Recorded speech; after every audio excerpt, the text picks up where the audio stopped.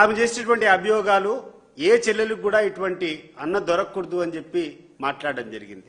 నేను అడుగుతున్నాను షర్మిలమ్మ గారిని, అమ్మా ఏం తక్కువ చేశాడమ్మా మీ అన్న నీకు? నువ్వేదో మాట్లాడితే విల్లు మా తండ్రి రాసినటువంటి విల్లు అని చెప్తావు.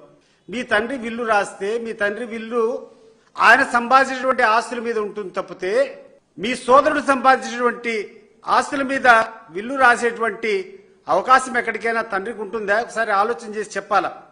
ఎందుకంటే మేమందరం కూడా ఈ సమాజంలో బతుకుతున్నాం. మాకు అక్క చెల్లెళ్ళు ఉండారు, మాకు కూడా కుటుంబాలు ఉన్నాయి, మాకు కూడా అంత ఇంత చట్టాలు తెలుసు. రాజశేఖర రెడ్డి గారి ద్వారా ఏదైనా ఆస్తి సంపాదించింటే ఆ ఆస్తిలో నీకు రావాల్సినటువంటి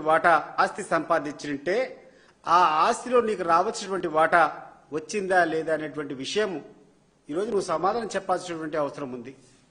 నీకు 1995లో నీకు వివాహమైంది.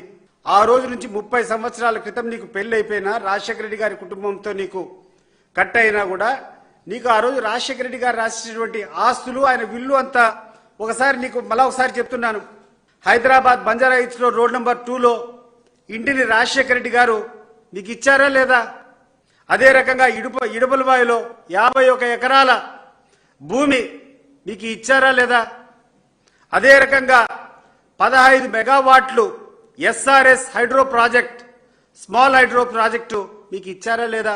అదే రకంగా స్వస్తి పవర్ హైడ్రో ప్రాజెక్టులో 22.5% షేర్లు మీకు ఇచ్చారా లేదా? విజయవాడలో యువరాజ్ థియేటర్ దాంట్లో 35% వాటా రాజశేఖర రెడ్డి గారికి ఉండేదంతా మీకు ఇచ్చారా లేదా? విజయలక్ష్మి మినరల్స్ అండ్ ట్రేడింగ్ లో 100% వాటా మీకు ఇచ్చారా లేదా? ఇంకేం చేస్తాడమ్మా రాజశేఖర రెడ్డి గారు? కొడుకును పక్కన పెట్టి కొడుకు కంటే అత్యధికంగా ఆయనకు సంక్రమించినటువంటి ఆస్తులు కానీ ఆయన సంపాదించినటువంటి ఆస్తులు కానీ అత్యధికంగా నీకే ఇచ్చారు. దానికి పాపం జగన్మోహన్ రెడ్డి ఏ రోజు కూడా అబ్జెక్ట్ చేయలే. సరే చెల్లెలకి ఇస్తే ఇవ్వనీలే, నేను నా సంపాదన సంపాదించుకుంటా అని చెప్పి ఆయన పెళ్లి అయిన తర్వాత ఆయన కష్టంతో ఆయన యుక్తితో ఆయన మేధస్సుతో ఆయన సంపాదించినటువంటి ఆస్తి నీకు వాటా కావాలని చెప్పి కోరుకుంటున్నావు. దాంట్లో నువ్వు ఆశించినంత ఇవ్వలేదని చెప్పి ఆయన మీద ఈ రోజు పగగట్టుకొని ఎవరైతే ఈ కుటుంబానికి ప్రధాన శత్రువు చంద్రబాబు నాయుడు ఉన్నాడో ఆయనతో చేతులు కలిపి చౌకబారుగా మాట్లాడుతున్నావు. నీకు అర్థం కావడం లేదు తల్లి.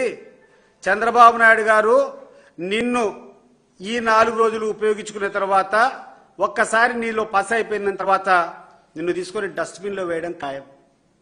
నువ్వు చాలా తప్పుడు వ్యక్తిని నమ్ముకున్నావు.